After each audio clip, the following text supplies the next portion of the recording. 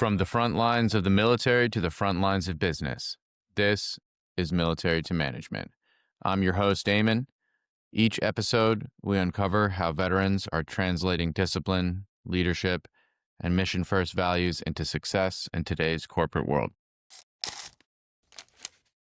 Hey, Nathan, thanks for joining me this morning to talk about your military experience, your transition out of the military, and what you're doing now, which is really cool, something near and dear to my heart as well. And, I know you're out there helping veterans fulfill their post-military career. So can you walk us through a little bit about what you did in the military and then, you know, how you got into what you're doing today? Yeah, absolutely. First, thanks for having me on your podcast. This is always great to be able to share our experiences with veterans that are now making their transition out just like we did. And so happy to help. Yeah, so I served in the Army National Guard for my career. And so the first 6 years, I was an aircraft electrician, and it was your typical 1 weekend a month, 2 weeks a year, and annual training and all that. And then I was doing really well, did some Soldier of the Year stuff, got some recognition, and had an opportunity to go to flight school. So I did that, was a pilot.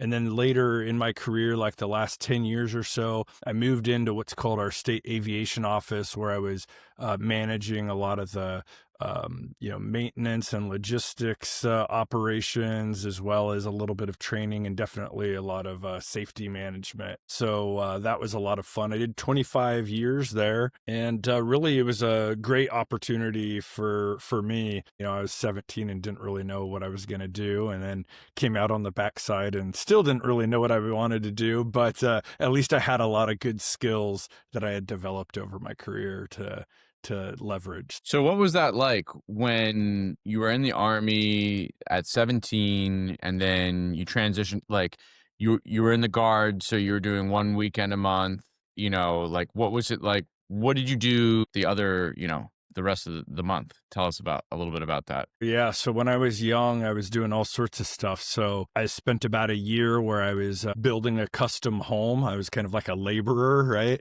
Working alongside a lot of journeymen. It was a small operation, so I got to do everything from helping frame up the concrete footings to framing the house to helping run electrical and plumbing. But I was kind of like the low-end gopher, just really learning a lot. And actually, that helped me a lot. One of my favorite jobs that I did, to be honest. I did other stuff like working as a busboy at a restaurant. Ended up working at a company that did electronic theft detection systems. And so I was doing that a little bit before I got picked up full time in the military. So yeah, a lot of just kind of jobs. I wouldn't say they had a lot of, real definition to them. It was kind of just always looking for what was maybe the next best opportunity is kind of how it started when I was young. Awesome. So you had your feet in both worlds a little bit, and then you went full time. What were some of the things you learned in the Army when you were full time that you kind of have carried on today? And then what was it like when you went from full time to, not full time again? Yeah. I think one of the biggest things I learned from the military is, you can always probably do something better. I remember being around a lot of people, and there was a lot of complaining about like, oh, why are we doing it this way? We could do something better.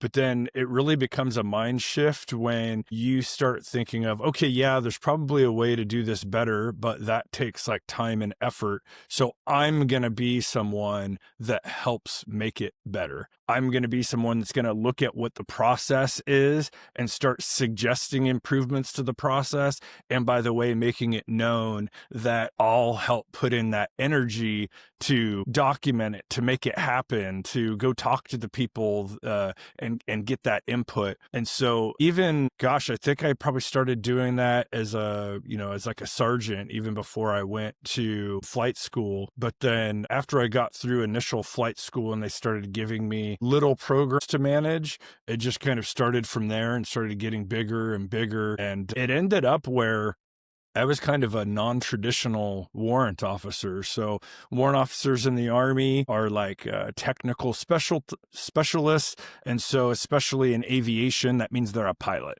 And then they focus on some area of being a pilot, like an instructor pilot, or like being a safety officer or tactical operations, so on. So for me, I went the maintenance route and safety officer route, well, and tactical operations route. I kind of did it all except for an instructor pilot. But I ended up kind of taking on a lot of the work that needed done, but that maybe nobody else wanted to do. And it ended up making me, I guess, really valuable. And that's how I wound up in the highest program office that we have in California for aviation. And that's where I spent, essentially like almost the last half of my career. Interesting. Very interesting. So, something that you learned in the Army was documenting the process and doing the work that nobody else wants to do, which I'm sure has helped propel you in your current career. And we'll definitely get into that. But when you got off that full-time stint in the Guard, what was it like? What was your transition like to kind of like the civilian workforce again? What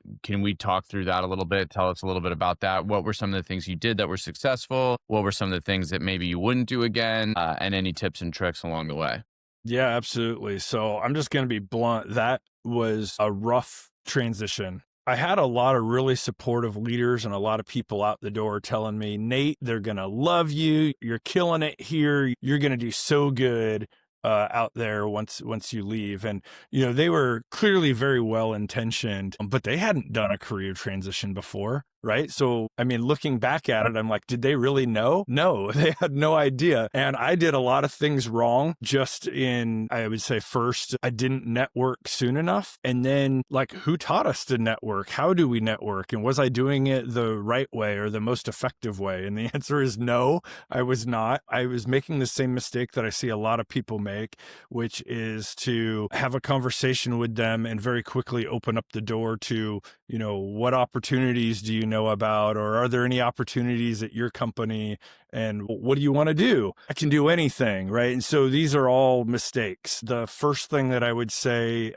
learned in retrospect is build relationships with people. Don't worry about what they can do for you. If you come across, looking for what they can do for you, then it probably isn't, or at least doesn't feel like it's very genuine. And people pick up on that really quick.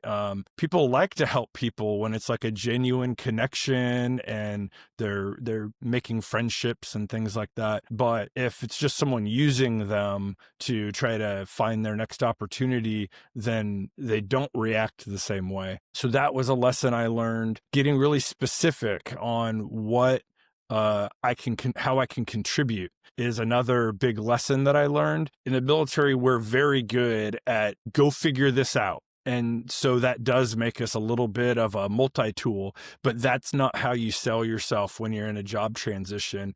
And instead, it's best to go have a bunch of conversations with a bunch of people and say, this is what I think I want to do. And it looks like you're doing the same thing. So tell me about that. What are the most valuable skills, right? What do people in that role, like, what do they do and what brings the most value? And as you have a lot of these conversations, it brings clarity. And then you can start to market yourself in that way, right? Saying, these are my top 3 to 5 skills. I can do these really well. I heard you had this challenge, or you have this challenge at your organization.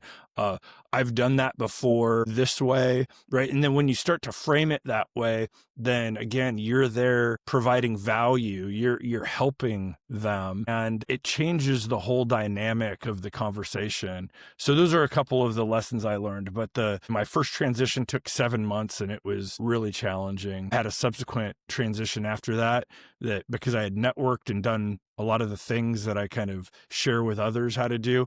I had a tentative job offer in 2 days. So it's such a huge difference in experiences that's what I try to share with others now. Yeah, that's really interesting. So you had, 2 cracks at the pie, and one was more successful than the other, let's say. So one thing that you mentioned in the beginning of that was that you didn't network early enough. So was there a clear difference in the 7-month job landing and the 2-day job offer where like you networked X amount earlier and did it in a different way? Or is there anything else?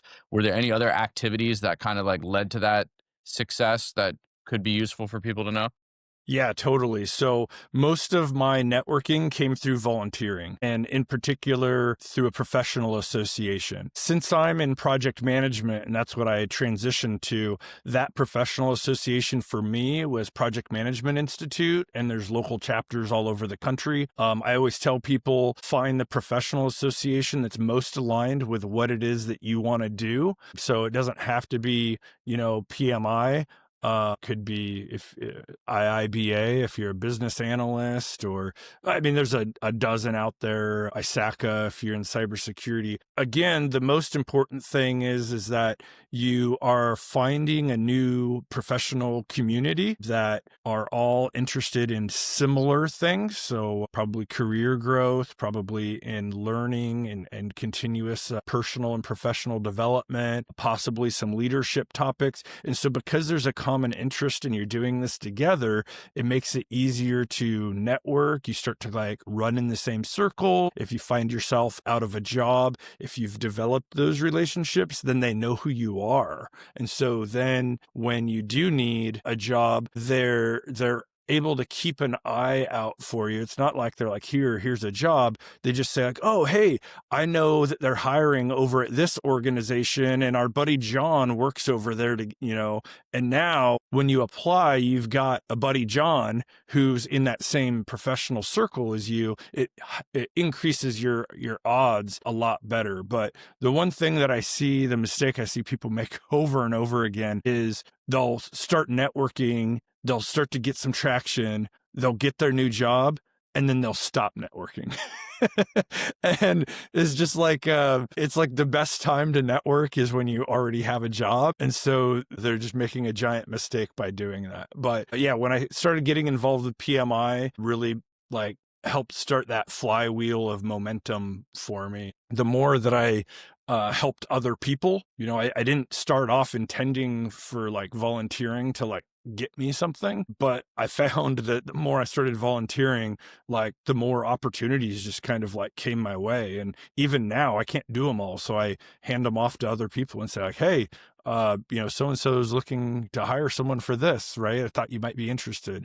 And, yeah, it's great. I really appreciate you sharing that because a lot of people on this podcast talk about the importance of networking, and I think that point has been hammered home. But the way you describe joining the professional organization like PMI as a volunteer to actually enhance your networking, and then also once you get a job, continuing to networking to continue to network is super important. Very interesting. That's a great piece of tactical knowledge for folks to use. Whether they are interested in project management or something else. I'm sure there's professional organizations for each of those. But when you talk about the flywheel and you talk about continuing to network, flywheel's like a business marketing term. Maybe some folks coming out of the military might not be familiar with that. Can you talk about why that's important, what that is, and how it can continue to propel somebody's career even after they get that first job? Yeah, so a flywheel is actually a mechanical thing. And so it's a wheel inside of another wheel that when you get the inner wheel spinning, it actually makes the outer wheel start to gain momentum. And so when we talk about that in like this marketing sense, it's getting momentum at the very beginning is the hardest thing. Like nobody knows who you are. Nobody knows what your brand is. You don't have visibility in front of anyone. So it's like, what are these things that you can do that kind of it's going to be hard at the beginning. Like that's probably where most military people are at when they're getting out. And so what are the things that they can do to help get this wheel moving? It's obviously using LinkedIn, a freaking power tool. You just have to use it the right way and consistently post about things that are true to you and who you are and what you're doing. And that leads us to another conversation. What are you doing? right? So you're not employed right now, or you're still in the military and you're getting out. The volunteering for me gave me an opportunity to talk about what I was doing. And I was setting up things like resume workshops and career fairs. And I was reaching out to other military veterans to say, hey, look at these things that we're doing to help people in career transition,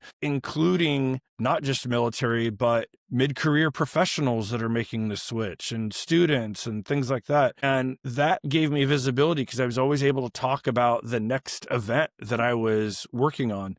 Does it take time and effort? Yes, it does. You can either be in that same group of everyone else that's kind of doing a little bit here and there and looking for their next job, or you can set yourself apart by doing something different. And isn't that all about marketing? You want to set yourself apart by doing something different. So that's one way, my path to get that flywheel going and to set yourself apart. There's other ways too, I'm sure. I haven't figured out those yet, but the volunteering and the making yourself visible through events and promoting them, using LinkedIn to actually reach out and send direct messages. I've sent, in the last couple of years, I've probably sent 10,000 messages, direct messages on LinkedIn, not to just random people, but to people where you're providing value, right? To say, hey, you're transitioning out of the military. We have this event on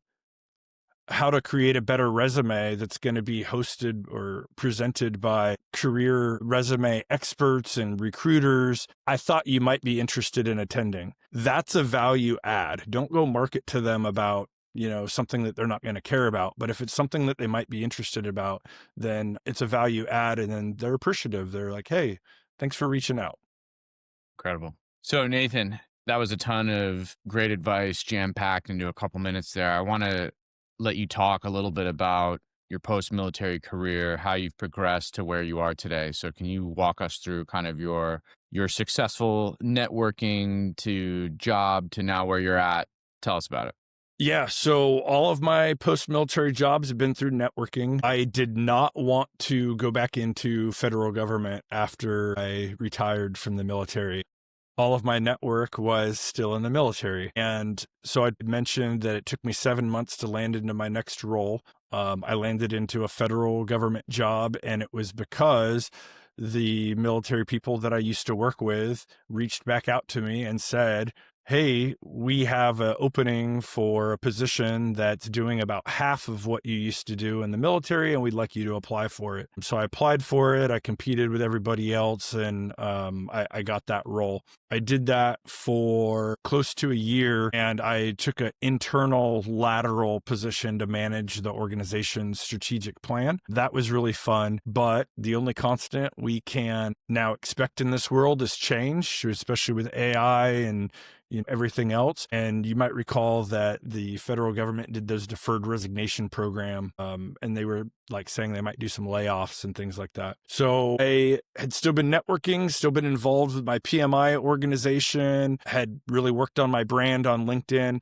And so I made one post on LinkedIn to my network, said I'm like really good at these 3 to 5 things. If you are in need of those services, let's set up a phone call to chat about that more. And I had 10 phone calls in 2 days. And one of those led to a tentative job offer 2 days later.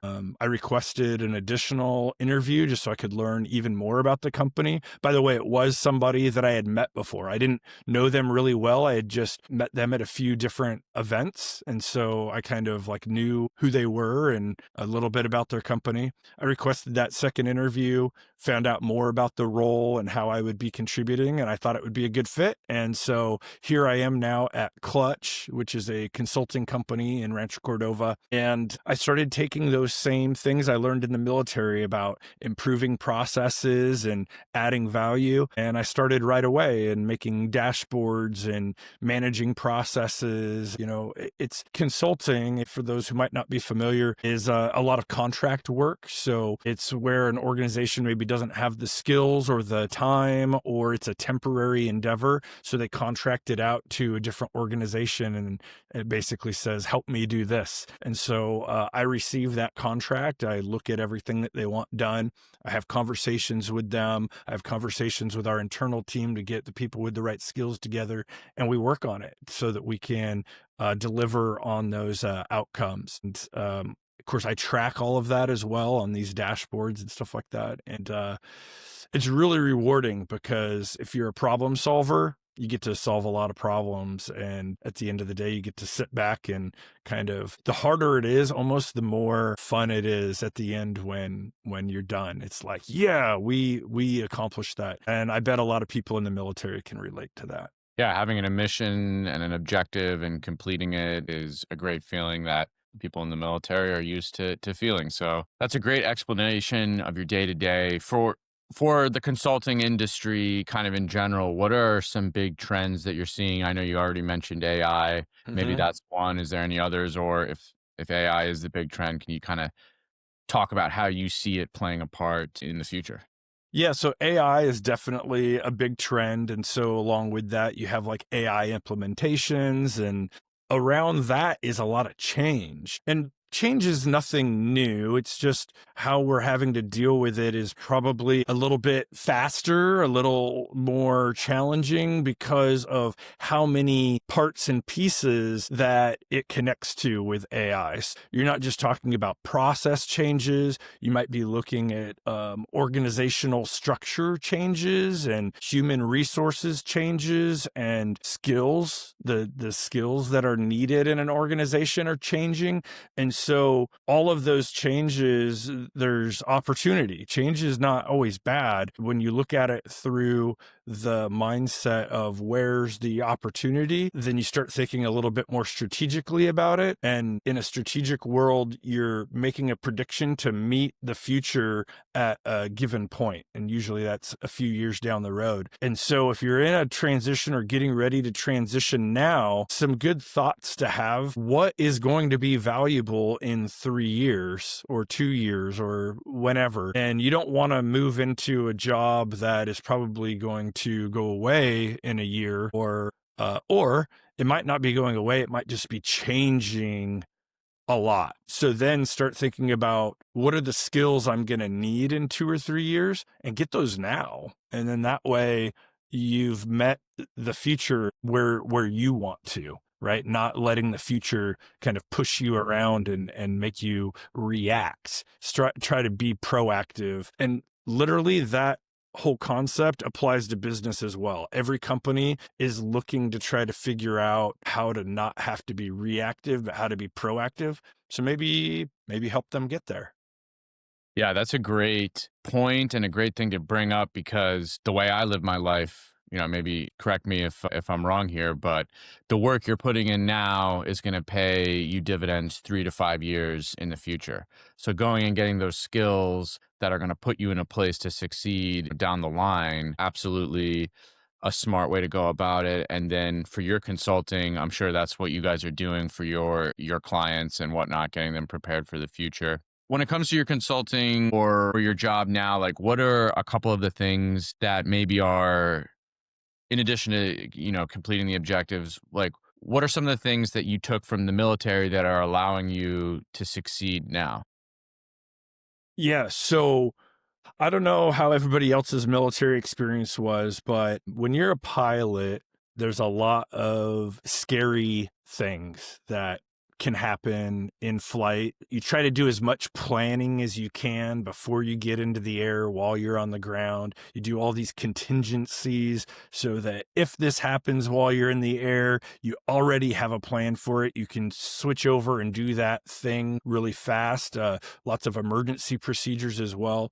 And so that same thought process, that same like framework is so valuable in a civilian career. Having a plan, thinking about where the risks are and what's most likely to happen, what is most catastrophic if it does happen, and then kind of charting out, if this happens, what are we going to do about it? Do we need money set aside for it? maybe we actually need to build, maybe the risk is so big, we need to build that whole plan out and be already working on it, because there's a pretty decent chance that it could happen. And if it does, it's catastrophic. So, or, how else can you mitigate against it? Can you buy insurance for it? Just having that thought process and running down that path for planning, and then contingency planning and operations. And the fact that in the military, we've all experienced fear, right? There's a couple of different kinds of fear. There's a fear of like physical harm,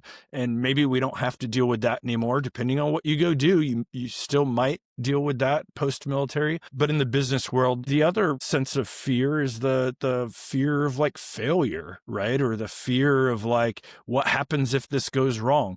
But again, I think all of us in the military have experienced that. I mean, we don't call it failure. And that's the same mindset I would encourage you to take into the business world, because it's not failure unless you stop and like don't work on overcoming it. But we all have experience with things going wrong. Sometimes thing after thing after thing going wrong. And we just have to continuously overcome those hurdles as they come. And then at the end, we still are accomplishing the objective. Maybe not according to plan, maybe not the way that we wanted, but that's actually the business value.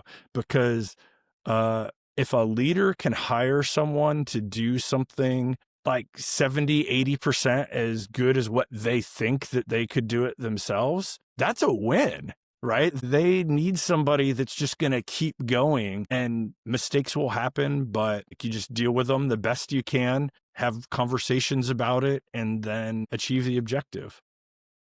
Yep, well said. So, Nathan, last question for you. If you're talking to somebody who's thinking about getting out of the military, or maybe somebody who just got out, what's the one piece of advice you're giving them to lead them to the most successful possible transition?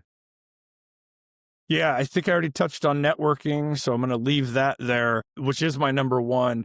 But I think the second is your mindset. You're going to have some imposter syndrome. It's quite possible that this transition road could be very bumpy for you. You're going to enter a growth period, and for every growth period that you have, it doesn't come without a challenge. No great general had all the resources they need, had zero wars, had perfect equipment, and had everything handed to them. The great generals that we all remember throughout history had none of that. They had no resources. They were undermanned. They had a tactical disadvantage. Everything was going wrong, and they persevered. They kept a cool head. They showed leadership, and they just kept moving towards the objective. And so when you have those challenges, know that they're part of the path, know that they're part of your growth, and don't complain about it in the moment. Barely talk about it in the moment, except with like your close personal friends and things like that, of course, right? But like on LinkedIn and stuff like that, don't talk about it until you've overcome it. And when you overcome it, it's going to be a story of inspiration. So maybe even take notes, maybe even journal about how you're feeling and what you're going through, so that you have that story to share with others, which will inspire them and lead them and let them know that you've authentically gone through challenges as well. That's such great advice. I'm glad you already covered the networking piece, so we got to hear that as well. Nathan, really appreciate your time, man. If anybody's interested in connecting with you or finding out more about you, what's the best way for them to do it? Yeah, LinkedIn is the best. It's LinkedIn, Nathan Champion, or LinkedIn/IN/Nathan Champion. I'm pretty easy to find there. I just started doing some videos as well on Instagram and TikTok. You can search for like #NateWork, and that's what I put on most of my career posts. So hopefully you'll find some good value out of that. I talk about a lot of what I talked about here, and I'd love to stay connected with you, and feel free to reach out if you've got any questions. Nathan, really appreciate your time today. Thanks for having me on. I appreciate it. Thank you to our guest for sharing their journey from the military to corporate leadership. We'll be back soon with more stories of veterans proving that success doesn't end with a uniform. It begins a new mission. This is Military to Management with your host, Eamon.